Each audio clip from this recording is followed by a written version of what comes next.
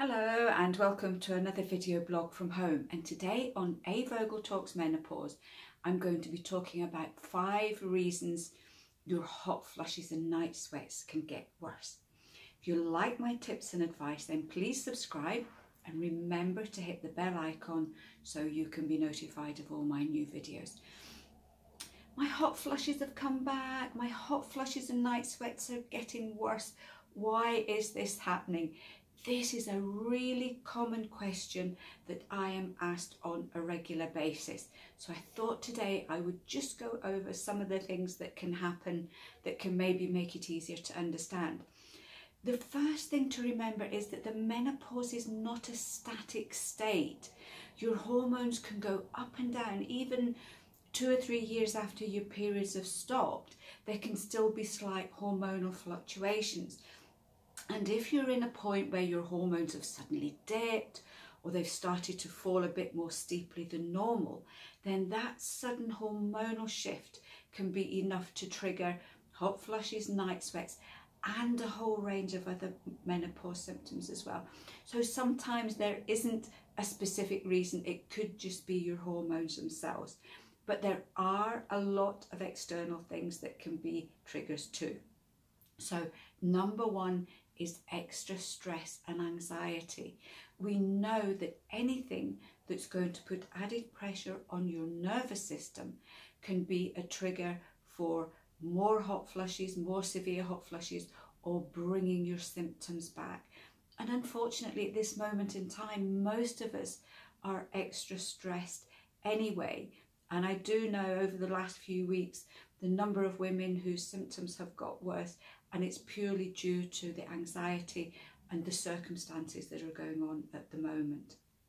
Second thing is weight gain. Unfortunately, the way our hormones fall, the fact that we may be exercising less, our metabolism can slow down, we may not be changing our diet enough, and all of that can lead to weight gain, and that in itself can be a trigger. And there are studies showing this if anybody wants to have a look for them. Number 3 is diet itself.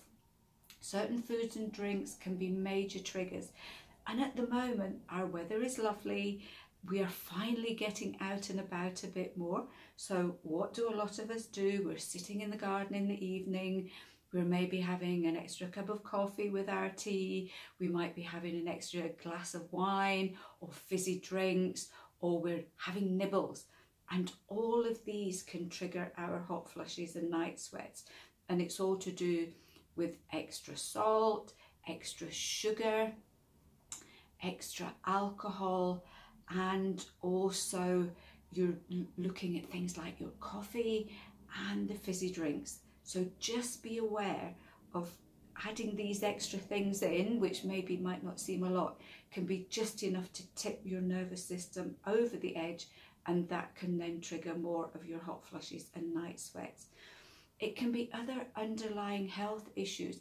When we get to menopausal age, other health problems can creep in by the back door, and a lot of them can cause exactly the same symptoms as the menopause. So in this situation, you're looking at things like maybe an overactive thyroid or poor thyroid function generally. Low vitamin D can cause excessive sweating, especially if you get it from here upwards. It could be low iron, it may be low vitamin B12, and it could also be diabetes too. So if your symptoms have suddenly got worse, if maybe you're suffering from other symptoms too, such as fatigue, low mood, anxiety, joint aches and pains, and poor hair and nails, then it might be an idea just to ask your doctor when you can get to see them to check for these, just to rule them out. It's the hot weather generally. One of the things we tend not to do, at least here in the UK, is that because hot weather can be so sporadic, especially up here in Scotland, is that we don't think that we need any extra water. But even a few degrees hotter, and our body is going to be perspiring that little bit more, and that's going to lead to further dehydration. And we know that dehydration can be a huge issue in a whole range of menopause symptoms, including hot flushes and night sweats. So the minute the weather starts to get a bit hotter, then remember to up your plain water intake by at least half a litre a day. And sometimes that can be enough just to stave everything off. So I hope this has been of help. This is just a short one today. So over the last few weeks, I've been giving you tips on hot flushes and the things that you can do to help yourself. And next week, I'm going to give you a few extra tips. See you next week for another edition of A. Vogel Talks Menopause.